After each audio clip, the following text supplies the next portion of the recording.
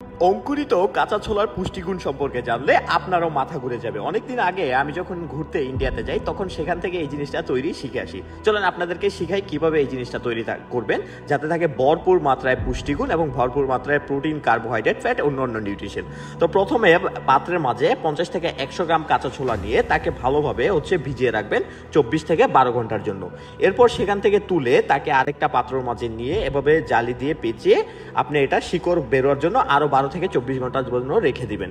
এরপর সেখান থেকে নামায়ে ভালো করে এই জিনিসটাকে ধুয়ে নেবেন। ধোয়ার পরে আপনি অন্য একটা পাত্রের মধ্যে এভাবে 50 থেকে 60 গ্রাম কাঁচা ছোলা, তারপরে 50 গ্রামের মতো চীনা বাদাম, এরপরে শসা, টমেটো কুচি, ধনে পাতা কুচি, আদা কুচি, কাঁচামরিচ কুচি, এরপরে পুদিনা পাতা কুচি, লবণ, এইগুলো ভালো করে একসাথে দিয়ে হালকা একটু সরিষার তেল এতে অ্যাড করে টেস্টের জন্য আপনি এই জিনিসটাকে ভালো করে মিক্স করে নেবেন।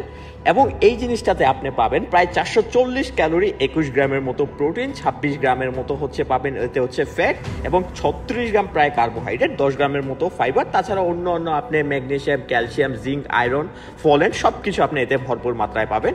সো এই জিনিসটা একটা পারফেক্ট সালাদ হতে পারে আপনার ওয়েট গেনের জন্য। আপনি অফিস বা অন্যান্য যে কোনো জায়গায় চাইলে এই জিনিসটা তৈরি করে খেতে পারেন।